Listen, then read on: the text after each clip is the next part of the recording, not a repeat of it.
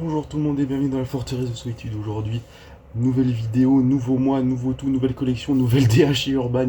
Il y a tout dans cette vidéo qui est nouveau. Aujourd'hui, du coup, première vidéo du mois spécial Mark Wade qui sans doute sera divisée en deux salves de vidéos parce qu'il y a des vacances au milieu.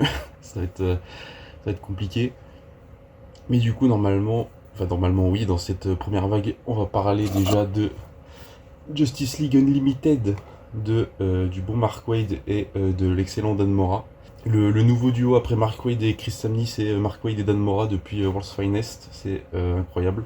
Alors forcément, au moment où j'enregistre la vidéo, le tome 2 est déjà annoncé pour le 24 octobre. Celui-là est sorti le 27 juin, la semaine avant la sortie de la vidéo, si tout se passe bien. Du coup, ce tome fait 160 pages et ça coûte 18 balles. À savoir que dedans, on a le DC All-In spécial numéro 1 et les 4 premiers numéros de Justice League Unlimited dessinés par Dan Mora. Dernier truc, le DC All-In spécial, vous avez le Alpha au début, vous avez le Omega à la fin du tome, qui en VO était un flipbook comme ça, c'est pour ça que vous allez retrouver cette double page de Dan Mora à la fin des deux numéros, parce qu'en fait si vous le retournez, ça se lit dans les deux sens. Et dans le truc VO en fait, c'est quand vous arriviez au milieu du bouquin, vous pouviez le retourner, puis il y avait la page au milieu, c'était très très bien fait.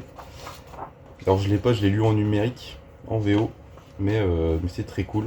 Alors du coup pour l'histoire, l'histoire du DC All-In spécial, c'est que il va se passer quelque chose avec Darkseid et que entre autres ça va lancer l'intrigue de New Gods, de Ramvi et d'Evan Kagel, les deux qui étaient à l'œuvre sur Downrunner. Parce que là on voit, là il y a Orion, donc il fait partie des nouveaux dieux. On va retrouver Orion dans la série New Gods forcément. En gros il se passe quelque chose avec Darkseid qui dans le Omega du coup va vous expliquer comment sont nés un peu les absolutes. Voilà, en très très gros. Mais du coup, alors l'histoire de cette Justice League, les 4 premiers numéros, c'est qu'en gros il y a un nouvel ennemi qui s'appelle Inferno qui se ramène et qui forcément va causer des problèmes à la Justice League. Il y a aussi, alors du coup oui, c'est la suite directe de Absolute Power. Vu que en fait, en gros, dans Absolute Power, on nous explique qu'il y a des pouvoirs qui sont pas retournés directement à leur propriétaire légitime, et que du coup, en plus de la nouvelle menace Inferno, du coup, on a des héros qui ont travaillé sur un module pour rendre les pouvoirs à leurs propriétaires normaux. J'essaie de retrouver la page parce qu'à un moment, on a Atom Smasher justement qui va retrouver je crois que c'est dans le numéro 2 justement. On a Atom Smasher justement qui en fait retrouve un gars qui a ses pouvoirs et du coup il utilise le dispositif que je sais plus comment il s'appelle, les deux autres atomes ont mis en place pour qu'il récupère ses pouvoirs. Donc il y a ça en plus, la menace Inferno qui nous explique qu'en gros forcément ils sont très très méchants. Alors c'est du Mark Waid mais c'est très classique mais c'est très très cool pour un retour de la Justice League. En plus du all-in spécial, et en plus j'ai envie de dire que franchement les planches de Dan Mora là, c'est complètement fou. J'ai essayé de trouver une double page autre que ce que je vous ai déjà sachant qu'il y a moins de double pages là-dessus que sur le Superman Dark Prophecy. Superman Dark Prophecy, les planches de Dan Mora ça tabasse tout vraiment, hein. Le Chevalier Wilson il a dit tu veux combien de double pages? Oui. On en parlera en temps voulu. En plus, je trouve que sur la Justice League et sur le Superman, je trouve qu'il a encore passé une vitesse au niveau du dessin. Vraiment, c'est une dinguerie. Quand on regarde par rapport à avant, c'est complètement fou ce que Dan Mora il fait maintenant. Il est sur deux séries en même temps. Il est sur Superman et Justice League. Alors, pas dans le tome 2, vu que il sera plus sur Superman que sur Justice League dans le tome 2, vu que c'est un event. Où il y aura plus de Eddie Barrows et des choses comme ça. Complètement fou ce qu'il fait. Il a été annoncé en plus sur Transformers là à partir du numéro 25. Je suis en mode. Il y a tout le monde qui commence à se dire mais il y a plusieurs Dan Mora. Qu'est-ce que il a plusieurs il a plus que deux bras. Qu'est-ce que le gars il fait des covers, il fait des intérieurs, il fait tout. Je sais pas comment il fait mais il le fait super bien. Bon, du coup, je vais pas épiloguer plus vu qu'il y a que 4 numéros, mais du coup, bah, c'est un premier arc, c'est super cool. C'est du bon, c'est du bon Mark Waid, j'ai envie de dire. Mark Waid, tout ce qu'il fait, c'est tout le temps bon à chaque fois.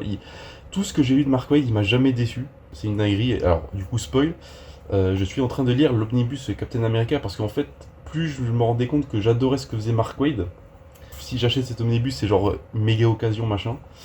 Et j'ai trouvé une méga occasion. J'ai tellement kiffé le truc que j'ai revendu l'omnibus normal pour prendre la variante. Parce que c'est trop bien, il fait les trucs trop bien. Et puis du coup, j'ai aussi découvert un autre perso que je connais moins, enfin beaucoup moins, qui est Flash. Donc voilà.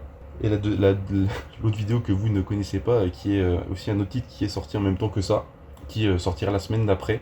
En plus, je trouve qu'on n'a pas parlé, bon, j'ai pas trop parlé du blanc, mais je trouve que ça, bon, forcément, ça détonne avec tout le noir qu'il y avait avant chez Urban, mais je trouve que ça donne un vrai truc en plus. Alors pour le coup, ça a été annoncé que sur Justice League, Ghost of Gotham et Dark Prophecy, que ça allait passer en blanc. Peut-être le Zatanna s'ils le sortent, peut-être New Gods. Parce que New Gods c'est Prime aussi, donc normalement si la collection Prime est blanche, voilà. À savoir qu'il y a aussi un bilan de mi-2025 chez First Print de François Hercouet, où en gros il dit que dans le marché actuel, tout ce qui sort en nouveauté, ils font très attention quoi. Donc forcément Justice League, bon c'est Justice League, le Superman, les 2 Superman se sont bien vendus, donc ils ont continué avec Dark Prophecy.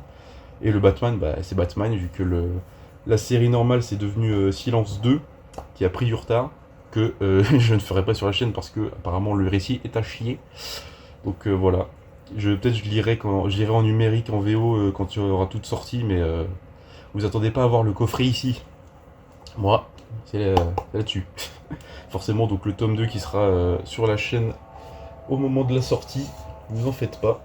Ça sera, ouais, ça sera en même temps que le Superman Dark Prophecy tome 2 aussi du coup.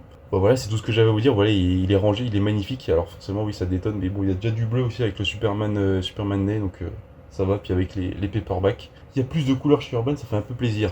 Bref, moi je vous dis à la prochaine pour du coup la suite du mois Mark Waid. Et n'oubliez jamais de lire sans concession. Ciao!